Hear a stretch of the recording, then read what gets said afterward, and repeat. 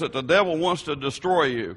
In that first video that we saw 1 Peter 5:8, and it showed us that the Bible tells us the devil wants to destroy you.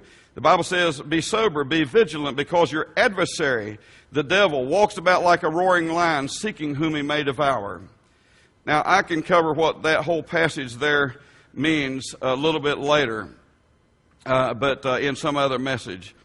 But I want to tell you this. We need to be aware that the devil is out to destroy you. He absolutely wants to see you destroyed. When he leads you into sin, his whole goal is to entrap you and keep you and destroy you. And so I want you to understand that some of the fun that we think that we're having out there in the world of sin, the Bible says that it's fun for a while. It really is. And there's pleasure in sin for a season, but soon after that, your life will be destroyed. And so we need to understand that the devil is out to devour you. Now, I looked all over. I wanted to tell you about a story about Pete the snake. And the reason I looked for a slide that I've got. I took a lot of slides. I was actually in Thailand. And I took a lot of slides while I was over there. And one of the slides that I have is a slide of me, a little skinny airman, a sergeant at that time, actually. And I had a 16-foot python across my shoulders, holding his head in my hands, and his tail was drug out across the ground there. And it is the most amazing picture that you've ever seen. That snake was a big old python, about that big around. And he was our mascot. He was our squadron mascot when I was at Utapao, Thailand. And so it was kind of neat to hold that snake up there. But that snake he was not always nice, you know. We had him in this big old cage. It was maybe half as big as this stage right here. And so Pete the snake, we'd keep him in this cage, and once a day we would feed him a chicken. It had to be a live chicken. He wouldn't take a dead chicken. It had to be a live chicken. And so you would take this chicken and once a day, and you'd go in there, open up a gate, the door there, and then you would toss the chicken in, and the chicken would go, come in, land over, and he'd see the snake, and he'd run to the corner, get over in the corner, just scared to death. You could tell that chicken was just absolutely terrified. And so, well, there was corn all over the cage there, just scattered around. And the chicken, would watch the snake, and it would watch the snake for maybe 30 minutes or so, just over there in the corner, terrified. But then pretty soon the chicken would see that corn down there beside of it, and it would go pack that piece of corn and pick it up. And then it would see one over here, and it would pack over here and pick it up.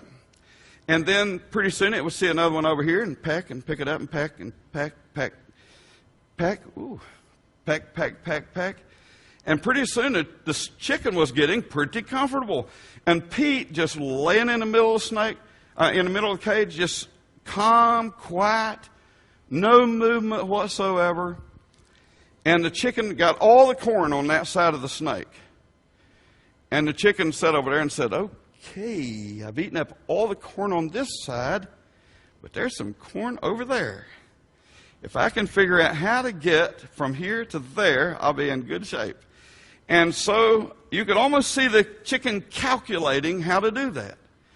And Pete was just laying there stretched out in the cage. Well, the chicken decided that it was going to jump across Pete the snake. And so it got up all the courage inside of it, all the strength. And chickens don't fly very well, but they can do it for a little while.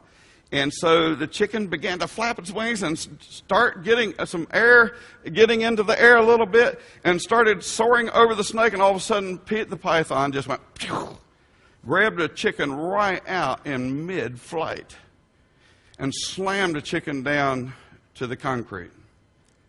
It was amazing to watch. If you could take 3 or 4 hours of your day and watch the whole process, it was absolutely amazing.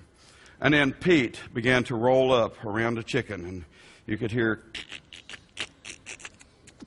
bones cracking, and you'd see that chicken start head first down Pete's, and then wings would get caught right here, so Pete would roll around it and crack those wings, And now, why did I tell you that? Because if you would imagine that the cage is the world and the corn are things of the world, and you're the chicken and Pete's the devil.